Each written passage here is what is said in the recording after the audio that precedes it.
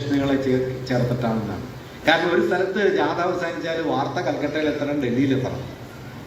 അതുകൊണ്ട് വളരെ പെട്ടെന്ന് വാർത്തയുടെ ഒരു കമ്മ്യൂണിക്കേഷൻ സാധ്യതയെ കൂടി ഉപയോഗപ്പെടുത്തിയിട്ടാണ് ദണ്ഡി മാർച്ചിന്റെ റൂട്ട് ഗാന്ധി തയ്യാറാക്കിയത് എന്ന് ഒരാൾ എഴുതിയത് ഞാൻ വായിച്ചിട്ടുണ്ട്. അത്രയും മെറ്റിക്കുലസ് ആയിരുന്നു ഗാന്ധിജിയുടെ അത്രയും മെറ്റിക്കുലസ് ആയ വിശദാംശങ്ങളിൽ ഇത്രയും ശ്രദ്ധയുള്ള ഒരാൾ ഉണ്ടായിരുന്നില്ല എന്നാണ് ഗാന്ധിയുടെ സഹചാരിയായിരുന്ന പ്യാരിലാൽ എഴുതുന്നത്. അദ്ദേഹം പറയുന്നത് എല്ലാ ദിവസവും ഡയറി ഗാന്ധി പരിശോധിക്കും. ഗാന്ധിയുടെ ഡയറി എഴുതാൻ ആളുകളെ ചുമതലപ്പെടുത്തിയിട്ടുണ്ട്. ഡയറിയല്ല, ജീവിത രീതികൾ, ഇന്നെന്ത് ചെയ്തു എന്നുള്ളതിന്റെ വിശദാംശങ്ങൾ അതെല്ലാം രാത്രി പരിശോധിച്ച് കറക്റ്റ് ചെയ്ത് അന്തിമമായി ഗാന്ധി അനുവാദം കൊടുത്തതിന് ശേഷമാണ് അത് സൂക്ഷിക്കുക. അതിൽ നിന്നാണ് ടെണ്ടുൽക്കറുടെയും പ്യാരിലാലിന്റെയും ഒക്കെ ബൃഹത്തായ ജീവിതചരിത്രം എഴുതുന്നത്. അങ്ങനെ ആധുനികതയിൽ നിന്ന് കിട്ടിയ പല മൂല്യങ്ങളും ഗാന്ധിയുടെ ജീവിതത്തിലുണ്ട്.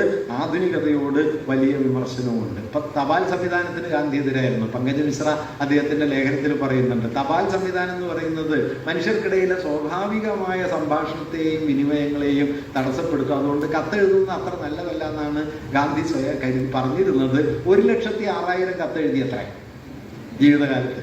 ഇന്ത്യയിൽ ഏറ്റവും കൂടുതൽ കത്തെഴുതിയത് ഗാന്ധിയാണ്. മൂപ്പര് കത്തിനെതിരാണ്. ഇന്ത്യയിൽ ഏറ്റവും കൂടുതൽ തീവണ്ടിയിൽ സഞ്ചരിച്ചത് ഗാന്ധിയാണ്. മൂപ്പര് തീവണ്ടിക്കെതിരാണ്. അല്ലെങ്കിൽ സ്ത്രീകൾ പുറത്തിറങ്ങരുതെന്ന് പറഞ്ഞിരുന്ന ഒരാളാണ്. വീട്ടുജീവിതമാണ് സ്ത്രീകളുടെ എന്നാണ്. ഇന്ത്യയിലെ സ്ത്രീകൾക്ക് ബഹുജന ജീവിതം ഉണ്ടായത് ഗാന്ധിയൻ പ്രസ്ഥാനമായിട്ട് ബന്ധപ്പെട്ടാണ്. ഇങ്ങനെ ഒരു പാരഡോക്സ് എന്നത് ഗാന്ധിയിൽ കാണാവുന്ന ഒരു കാര്യമാണ്. അതുകൊണ്ട് ഗാന്ധിജിയെ നമ്മൾ നോക്കുന്ന സമയത്ത് ഈ വൈരുദ്ധ്യങ്ങളിൽ ഏതെങ്കിലും ഒരിടത്ത് ഗാന്ധിജിയെ ഫിക്സ് ചെയ്യുന്നതിൽ മൗലികമായ ചില പ്രശ്നങ്ങളുണ്ട് എന്ന കാര്യമാണ് ഞാൻ പറഞ്ഞത്. ഗാന്ധിജി ആധുനികതയോട് പുലർത്തിയ ബന്ധത്തെ 3 നിലയിൽ ഭിഖു പരേഖ് എന്നു പേരായ വളരെ പ്രമുഖനായ പൊളിറ്റിക്കൽ ഫിലോസഫർ അദ്ദേഹം ഗാന്ധിയെക്കുറിച്ച് ഗാന്ധിയുടെ ആധുനികതയുമായുള്ള പോസിറ്റീവ് എൻഗേജ്മെന്റിനെ കുറിച്ച് പറയുമ്പോൾ 3 കാര്യങ്ങൾ പറയുന്നുണ്ട്. ഒന്ന്, ഗാന്ധിയിൽ പ്രബലമായിരുന്ന സയന്റിഫിക് സ്പിരിറ്റ് എന്ന് പറയുന്നത്, ശാസ്ത്രീയമായ ഒരു വിചിന്തന ബോധം. ഗാന്ധിയുടെ ഒരു വാക്യം ഞാൻ വായിക്കാം. I have been a sympathetic student of Western social order, and I have discovered that underlying the favor that fills the soul of the West, there is a restless search for truth. പാശ്ചാത്യ ജീവിത മാതൃകയുടെ അതിനോട് സിമ്പതിയുള്ള അനുഭാവമുള്ള ഒരാളായിരുന്നു ഞാൻ. പുറമേ കാണുന്ന പാശ്ചാത്യ നാഗരികതയുടെ ഇളക്കങ്ങൾക്കെല്ലാം അടിയിൽ സത്യാന്വേഷണത്തിന്റെ ഒരു തിരയുണ്ട് എന്ന് ഞാൻ എപ്പോഴും മനസ്സിലാക്കിയിരുന്നു. Let us study our Eastern institutions in that spirit of scientific inquiry. ശാസ്ത്രീയമായ അന്വേഷണത്തിന്റെ ആ വെളിച്ചത്തിൽ പൗരസ്ത്യ സ്ഥാപനങ്ങളെ നാം പഠിക്കേണ്ടതുണ്ട് എന്ന് ഗാന്ധിജി എഴുതുന്നുണ്ട്. ഇവിടെ ഒരു കാര്യം ഓർക്കേണ്ടത്, ഗാന്ധിജി ഈ ശാസ്ത്രം എന്നതിനെ കാണുന്നത് നാം ഇന്ന് കാണുന്ന ടെക്നോളജി എന്ന അർത്ഥത്തിലല്ല. ഈ അർത്ഥം വളരെ പ്രധാനപ്പെട്ട വ്യത്യാസമാണ്. ടെക്നോളജി എന്നത് ശാസ്ത്രീയമായി കൈവന്ന ഒരു അറിവിന്റെ ഉപകരണപരമായ പ്രയോഗത്തെയാണ് നമ്മൾ ടെക്നോളജി എന്ന് പറയുന്നത്. മറിച്ച് ശാസ്ത്രം ഗാന്ധിജിയെ സംബന്ധിച്ച് അവിരാമമായ സത്യാന്വേഷണത്തിന്റെ അവസാന രൂപങ്ങളിലൊന്നാണ് ശാസ്ത്രം. അതുകൊണ്ട് ശാസ്ത്രം എന്നത് ഗാന്ധിജിക്ക് ദൈവതുല്യം എന്ന് വിളിക്കാവുന്ന സത്യത്തോട് അടുത്തു നിൽക്കാനുള്ള മനുഷ്യന്റെ ഒരു വഴിയാണ്. ഇതാണ് ഗാന്ധിജി ശാസ്ത്രത്തെ കണ്ടത്. നമുക്ക് പിൽക്കാലത്ത് സംഭവിച്ച ഒരു പ്രധാനപ്പെട്ട വിപരീയം എന്താന്ന് വെച്ച് കഴിഞ്ഞാൽ, ഈ ശാസ്ത്രം എന്നതിനെ സാങ്കേതിക വിദ്യയാക്കി മാറ്റുകയും മൂലധന വളർച്ചയുടെ ഉപകരണമാക്കി മാറ്റുകയും ചെയ്യുന്നതോടെ ശാസ്ത്രത്തിന്റെ അടിസ്ഥാനപരമായ സത്യാത്മക സ്വഭാവത്തെ മൂലധനം വിഴുങ്ങുന്നു എന്നതാണ്. ഗാന്ധി ഇങ്ങനെയൊന്നും പറഞ്ഞിട്ടില്ല, പക്ഷേ ഈ പോയിന്റ് മൂപ്പര് കാണുന്നുണ്ട്. അതുകൊണ്ട് ട്രൂത്ത്ഫുൾ എൻക്വയറി എന്ന് പറയുന്ന സയൻസിനെയും സയന്റിഫിക് ടെക്നോളജി എന്ന് പറയുന്ന ശാസ്ത്ര സാങ്കേതികതയെയും കൂട്ടിയിണക്കാതെ വേറിട്ട് കാണുകയും സയന്റിഫിക് എൻക്വയറി എന്നതിനെ പ്രധാനമായി കാണുകയും ചെയ്തു. രണ്ടാമത് അദ്ദേഹം ആധുനിക ശാസ്ത്രത്തിൽ നാഗരികതയിൽ പ്രധാനമായി കണ്ടത് യന്ത്രങ്ങളുടെ കണ്ടെത്തലാണ്. യന്ത്രങ്ങളുടെ കണ്ടെത്തൽ മനുഷ്യനെ സംബന്ധിച്ച് കൂടുതൽ ഫലപ്രദമായി പ്രവർത്തിക്കാനും ഉപയോഗപ്രദമായി തങ്ങളെ തന്നെ മനസ്സിലാക്കാനും സഹായിക്കുന്നുണ്ട്. പക്ഷേ മൂലധനം അതിനെ വിഴുങ്ങുന്നതോടെ അതിൻ്റെ ഗുണം നഷ്ടമായി എന്ന് അദ്ദേഹം കരുതുന്നു. മൂന്നാമത്തെ ഒരു കാര്യം, ആധുനിക നാഗരികതയിൽ അദ്ദേഹത്തിന് വളരെ പ്രിയങ്കരമായി തോന്നിയത് ഓർഗനൈസേഷണൽ സൈഡ് ഓഫ് ലൈഫ് എന്ന് പറയുന്നതാണ്. ജീവിതത്തിന്റെ ചിട്ടപ്പെടൽ. അദ്ദേഹത്തിന് സിവിക് വാല്യൂസ്, പൊതുജീവിത മൂല്യങ്ങൾ എന്ന് പറയുന്നത് പ്രധാനമായിരുന്നു. നിയമാനുസൃത ജീവിതം, റൂൾ ഓഫ് ദി ലോ എന്ന് പറയുന്നത് അദ്ദേഹത്തിന് പ്രധാനമായിരുന്നു. പബ്ലിക് മൊറാലിറ്റി എന്ന് പറയുന്നത് പ്രധാനമായിരുന്നു. അതുപോലെ പങ്ക്ച്വാലിറ്റി, കൃത്യനിഷ്ഠ എന്ന് പറയുന്നത് പ്രധാനമായിരുന്നു. ഇതെല്ലാം പാശ്ചാത്യമായ ജീവിതക്രമങ്ങളിൽ നിന്ന് അദ്ദേഹം കണ്ടെടുക്കുകയും ചെയ്തതാണ്. അതുകൊണ്ട് സ്വന്തം വ്യക്തി ജീവിതത്തിൽ ഈ ശാസ്ത്രീയമായ അന്വേഷണത്തിന്റെ മൂല്യത്തെയും യന്ത്രങ്ങളുടെ ചില സാധ്യതകളെയും ആധുനിക ജീവിതത്തിന്റെ മൂല്യവ്യവസ്ഥയും ഒക്കെ ഉൾക്കൊള്ളുകയും അതിനകത്ത് സ്വയം ചിട്ടപ്പെടുത്തുകയും. ഒരുപക്ഷെ ഇന്ത്യയിൽ ഏറ്റവും കൂടുതൽ പങ്ക്ച്വാലിറ്റി ഉണ്ടായിരുന്ന ഒരാളാണ് ഗാന്ധിജി. 1948 ജനുവരി 30 5 മണിക്കുള്ള പ്രാർത്ഥനായോഗത്തിലേക്ക് ഗാന്ധി എത്തുന്നത് 5:10 കഴിഞ്ഞിട്ടാണ്. പട്ടേലുമായുള്ള സംഭാഷണത്തിൽ നിന്ന് ഇറങ്ങാൻ വൈകി. മനുവിന്റെ ആഭയുടെയും തോളിൽ കൈയിട്ട് നടക്കുന്ന സമയത്ത് ഗാന്ധിജി അവരോട് അവസാനമായി പറഞ്ഞു നിർത്തിയ വാക്യം, പ്രാർത്ഥനായോഗത്തിൽ 1 മിനിറ്റ് വൈകുന്നത് പോലും ഞാൻ വെറുക്കുന്നു എന്ന് പറഞ്ഞിട്ടാണ് ഈ താഴത്തെ പടികൾ മുഴുവൻ നടന്നു വന്ന് പുൽമൈതാനത്തിലേക്കുള്ള 5 പടവുകൾ ഗാന്ധി കയറുന്നത്. അവസാന വാക്യം ഇതാണ്. അത് കഴിഞ്ഞിട്ട് പിന്നെ ഒരു 3 മിനിറ്റിനുള്ളിൽ 2 മിനിറ്റിനുള്ളിൽ ഗോഡ്സെ ഗാന്ധിയെ വെടിവെച്ചു കൊല്ലുന്നു. അത് അവസാന വാക്യങ്ങളിൽ ഈ 1 നിമിഷം വൈകുന്നത് പോലും ഞാൻ വെറുക്കുന്നു എന്ന് പറയുന്നത്. ഈ പങ്ക്ച്വാലിറ്റിയെ കുറിച്ചും സിവിക് വാല്യൂസിനെ കുറിച്ചും പബ്ലിക് മൊറാലിറ്റിയെ കുറിച്ചും ഒക്കെയുള്ള ഗാന്ധിയുടെ മൂല്യങ്ങൾ മിക്കവാറും ആധുനികതയിൽ നിന്ന് തന്നെ സ്വീകരിച്ചതാണ് എന്ന് ഭിഖു പരേഖ് പറയുന്നുണ്ട്.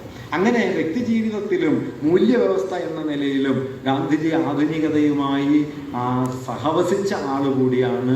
പക്ഷെ അതേസമയം തന്നെ ഗാന്ധിയിൽ വ്യവസ്ഥാപരമായ ആധുനികതാ വിമർശനമുണ്ട്. അതെന്താണ് എന്നുകൂടി നോക്കിയിട്ട് നമുക്കിത് അവസാനിപ്പിക്കാം. എന്താണ് ആധുനികതയുടെ പ്രതിസന്ധി? കൃത്യമായിട്ട് ഞാൻ വേറൊരു നിലയിൽ ഇത് പറയാം. അത് അംബേദ്കറെ ഉദ്ധരിച്ച് പറയാം. നമ്മൾക്കിപ്പോൾ അംബേദ്കറും ഗാന്ധിയും പരസ്പര ശത്രുക്കളാണ്. എൻ്റെ അടുത്ത് ഒരു അംബേദ്കറായിട്ട് പറഞ്ഞത്, നിങ്ങൾ അംബേദ്കറെ കുറിച്ച് പറയരുതെന്ന്. ഈ ഉടമാവകാശവും ഈ സ്തബ്ധതയുമാണ് കേട്ടോ നമ്മുടെ കാലത്തെ വിഴുങ്ങുന്ന ഏറ്റവും വലിയ ഇരുട്ട്. അംബേദ്കർ അവസാന കാലത്ത് 1956 മാർച്ചിലോ ഏപ്രിലോ അദ്ദേഹം ആഗ്രയിൽ നടത്തിയ ഒരു പ്രഭാഷണത്തിൽ അദ്ദേഹം പറഞ്ഞ ഒരു വാക്യം ഞാൻ പറയാം. അതിതാണ്, without religion our struggle will not survive. മതമില്ലാതെ നമ്മുടെ സമരം അതിജീവിക്കില്ല. ഞാനിത് ശരിയാണോ തെറ്റാണോ എന്ന് പറയല്ല. നമ്മൾ കരുതുന്നത് ഗാന്ധി രാഷ്ട്രീയത്തിലേക്ക് മതത്തെ ഉൾപ്പെടുത്താൻ ശ്രമിച്ച ഒരാളാണ് എന്ന് മാത്രമാണ്. അംബേദ്കർ ഇങ്ങനെ കരുതുന്നുണ്ട്. ഈ അംബേദ്കറെ 1950 ശേഷമുള്ള, പ്രത്യേകിച്ച് 53 ശേഷമുള്ള അംബേദ്കറെ നമ്മുടെ പൊതുസംവാദങ്ങളിൽ പൊതുവെ നമ്മൾ പരിഗണിക്കാറില്ല. അതുകൊണ്ടുകൂടി വരുന്നൊരു കാര്യമാണ് ആധുനികതയുടെ പ്രതിസന്ധിയെ എങ്ങനെയാണ് ഗാന്ധിയും മാർക്സും നേരിട്ടത് എന്നതിനെക്കുറിച്ച് ബിൽഗ്രാമിയുടെ ചില നിരീക്ഷണങ്ങൾ ഇവിടെ പ്രധാനമാണ്. എന്തായിരുന്നു ആധുനികതയുടെ പ്രതിസന്ധി? ഞാൻ നേരത്തെ പറഞ്ഞതുപോലെ ലിബർട്ടി, ഇക്വാലിറ്റി ആൻഡ് ഫ്രറ്റേണിറ്റി എന്ന് പറയുന്നു. നമുക്കറിയാം, ലിബർട്ടി ഇല്ലാത്ത ഇക്വാലിറ്റിയോ ഇക്വാലിറ്റി ഇല്ലാത്ത ലിബർട്ടിയോ നിരർത്ഥകമാണ്. ഭരണഘടനാ അസംബ്ലിയിലെ സംവാദത്തിൽ അംബേദ്കർ അത് പിന്നെ പറയുന്നുണ്ട്. സമത്വമില്ലാത്ത സ്വാതന്ത്ര്യം എന്നത് ഭൂരിപക്ഷത്തെ കൊള്ളയടിക്കാനുള്ള ന്യൂനപക്ഷത്തിന്റെ അവകാശം മാത്രമാണ്. സ്വാതന്ത്ര്യമില്ലാത്ത സമത്വമാകട്ടെ വ്യക്തികളുടെ ഇച്ഛയെ മാനിക്കാത്തതും ആണ്. അതുകൊണ്ട് സ്വാതന്ത്ര്യം സമത്വത്തോടും സമത്വം സ്വാതന്ത്ര്യത്തോടും ചേർന്നാൽ മാത്രമേ അതിനർത്ഥമുള്ളൂ. കേവല മൂല്യം എന്ന നിലയ്ക്ക് സമത്വവും നിലനിൽക്കില്ല, സ്വാതന്ത്ര്യവും നിലനിൽക്കില്ല. പക്ഷെ ആധുനികതയ്ക്ക് ഇതിനെ റെക്കൺസൈൽ ചെയ്യാൻ പറ്റിയില്ല, ഒത്തുതീർക്കാൻ പറ്റിയില്ല. ഒന്നുകിൽ സമത്വത്തിലേക്ക് അത് കൂടുതൽ ഊന്നൽ നൽകുകയും വ്യക്തികളുടെ ഇച്ഛകളെ സാമൂഹികമായ പൊതു നിയമങ്ങൾ കൊണ്ട് അടിച്ചമർത്തുകയും ചെയ്തു. അല്ലെങ്കിൽ വ്യക്തി സ്വാതന്ത്ര്യത്തെ സമത്വം എന്നതിൻ്റെ മുകളിൽ പ്രതിഷ്ഠിക്കുകയും സ്വാതന്ത്ര്യത്തെ ഞാൻ നേരത്തെ പറഞ്ഞ പ്രൈവറ്റ് പ്രോപ്പർട്ടി, ഉടമസ്ഥാവകാശമാക്കി മാറ്റുകയും ചെയ്തു. ലളിതമായി പറഞ്ഞാൽ ലിബറൽ ജനാധിപത്യം എന്ന് നാം വിളിക്കുന്ന മുതലാളിത്ത ജനാധിപത്യം ഈ നിലയിലുള്ള ഒന്നാണ്. അത് വ്യക്തികളുടെ സ്വാതന്ത്ര്യം എന്ന് പറയുന്നതിനെ, ലിബർട്ടി എന്ന് പറയുന്നതിനെ പ്രോപ്പർട്ടിയാക്കി. അപ്പൊ വിശാലാർത്ഥത്തിൽ സ്വാതന്ത്ര്യമില്ലാതെ വരുന്ന സമത്വം വാസ്തവത്തിൽ സമത്വമൊന്നുമല്ല. അത് അസമത്വത്തിന്റെ ഒരു സാമൂഹ്യ സമ്മതം മാത്രമാണ് സ്വാതന്ത്ര്യം, സമത്വമില്ലാത്ത സ്വാതന്ത്ര്യം. തിരിച്ച് സ്വാതന്ത്ര്യമില്ലാത്ത സമത്വമാകട്ടെ അത് വ്യക്തികളുടെ ഇച്ഛകൾക്കിടമില്ലാത്ത ഭരണകൂട നിയമങ്ങൾ സാർവത്രികമായി മനുഷ്യരെ വിഴുങ്ങുന്ന ഒരു സംവിധാനമാണ്. ഇതിനൊരു പരിഹാരമായിട്ട് അംബേദ്കർ ഒരു ഘട്ടത്തിൽ പറഞ്ഞത് ഫ്രറ്റേണിറ്റി എന്ന ആശയത്തെയാണ്. ഫ്രറ്റേണിറ്റി എന്ന ആശയം അംബേദ്കർ ഭരണഘടനയുടെ ആമുഖത്തിലേക്ക് സന്നിവേശിപ്പിക്കുന്നത് യാദൃശ്ചികമായിട്ടല്ല. ഫ്രറ്റേണിറ്റി എന്ന ആശയത്തിന്റെ സവിശേഷത അംബേദ്കർ പിന്നീട് ചർച്ച ചെയ്യുന്ന ഒരിടത്ത് പറയുന്നുണ്ട്. സമത്വമില്ലാത്ത സ്വാതന്ത്ര്യമോ സ്വാതന്ത്ര്യമില്ലാത്ത സമത്വമോ നിരർത്ഥകമാണെങ്കിലും ഈ സമത്വവും സ്വാതന്ത്ര്യവും ഒരുമിച്ച് നിൽക്കില്ല. എന്തുകൊണ്ട്? സഹജമായി ഒരുമിച്ച് നിൽക്കില്ല. ഇപ്പൊ എൻ്റെ സ്വാതന്ത്ര്യബോധം എന്നതിനെ ഞാൻ അപരിമിതമായി സ്വയം കണക്കാക്കിയാൽ മറ്റൊരാളുടെ സ്വാതന്ത്ര്യത്തിന് അതെതിരാവും. എൻ്റെ സ്വാതന്ത്ര്യം അതിരില്ലാത്തതായി തീർന്നാൽ അത് നിങ്ങളുടെ സ്വാതന്ത്ര്യത്തിനെതിരാവും. നിങ്ങളുടെ സ്വാതന്ത്ര്യം എൻ്റെ സ്വാതന്ത്ര്യത്തിനും എതിരാവും. അതുകൊണ്ട് അപരിമിതമായ സ്വാതന്ത്ര്യം ഒന്ന് മറ്റൊന്നിന് വിപരീതമായിട്ടാണ് നിലനിൽക്കുക. തിരിച്ച് സമത്വം എന്ന് പറയുന്നത് സാമൂഹികമായ സമത്വത്തിന്റെ നിയമാവലികൾ എൻ്റെ മുകളിൽ അടിച്ചേൽപ്പിച്ചു കഴിഞ്ഞു കഴിഞ്ഞാൽ നിശ്ചയമായും അത് എൻ്റെ സ്വാതന്ത്ര്യബോധത്തെ ഹനിക്കും.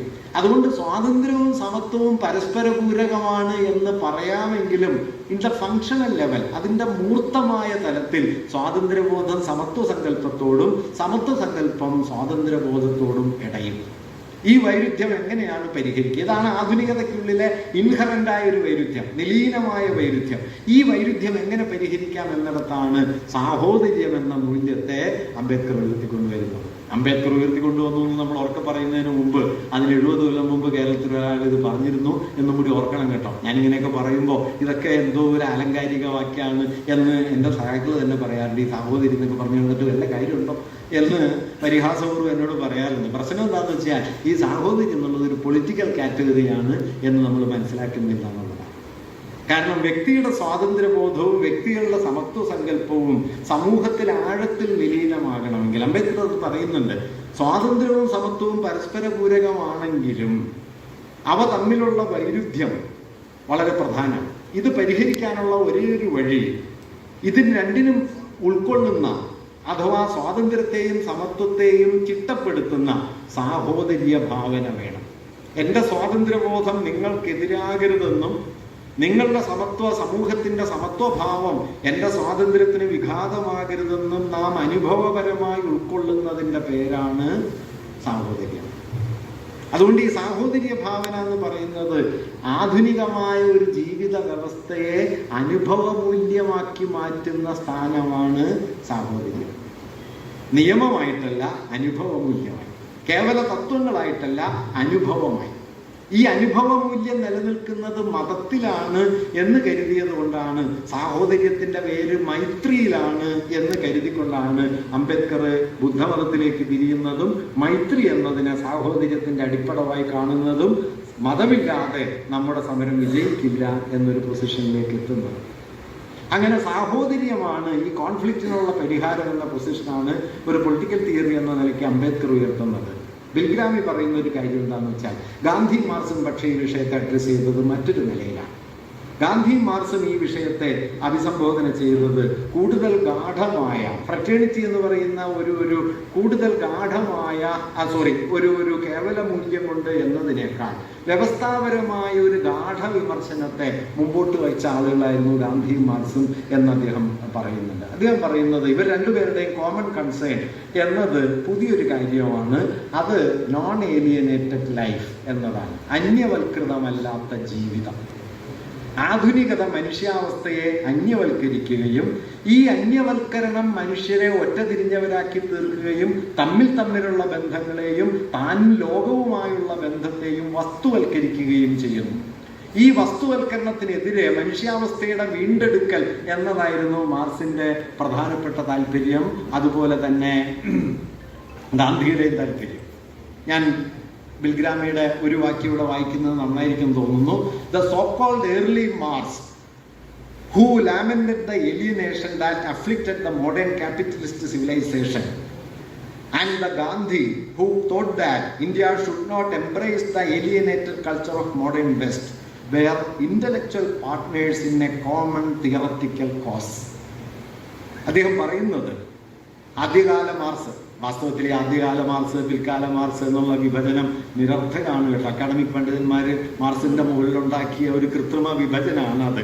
എങ്കിലും ഒരു അക്കാഡമിക് ഫാഷനായിട്ട് കുറെ കാലം ഓടിയതാണ്. മാർക്സിന്റെ മേജർ കൺസേൺ എന്ന് പറയുന്നത് മനുഷ്യൻ നേരിടുന്ന അന്യവൽകൃതാവസ്ഥയെ മറികടക്കുക എന്നുള്ളതാണ്.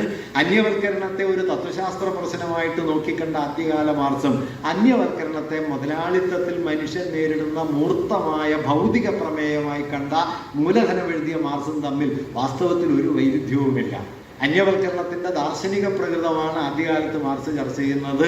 അന്യവൽക്കരണത്തിന്റെ മൂർത്ത സ്ഥാനത്തെയാണ് മുതലാളിത്ത ഉൽപാദന വ്യവസ്ഥയായിട്ട് മാർക്സ് കാണുന്നത്. ഇതിനെ രണ്ടിനെ രണ്ടാക്കിയിട്ട് ആദ്യകാല മാർക്സിൽ നിന്ന് എന്തോ വളരെ വ്യത്യസ്തമായ മറ്റൊരു മാർക്സ് ഉണ്ട് എന്ന് വാസ്തവത്തിൽ മാർക്സിസത്തിനെതിരെയുള്ള ഒരു യുക്തി പോലെ മാർക്സിസത്തിനകത്ത് തന്നെ വികസിച്ചു വന്ന ഒരു വാദമാണത്. എന്തായാലും അതിനെക്കുറിച്ച് കുറച്ചുകൂടി പരിഹാസത്തോടെയാണ് മിൽഗ്രാമി എഴുതുന്നത്. The so called early Marx who lamented the alienation that afflicted the modern capitalist civilization. ആധുനിക മുതലാളിത്ത നാഗരികതയെ ദംശിച്ച അന്യവൽക്കരണത്തിനെതിരെ നിലക്കൊണ്ട മാർക്സും and the Gandhi who thought that India should not embrace the alienated culture of modern West. പാശ്ചാത്യ പടിഞ്ഞാറൻ ആധുനികതയുടെ അന്യവൽകൃത ജീവിതക്രമത്തെ India ആശ്ലേഷിക്കരുത് എന്ന് കരുതിയ ഗാന്ധിയും തമ്മിൽ they were intellectual partners in a common theoretical cause.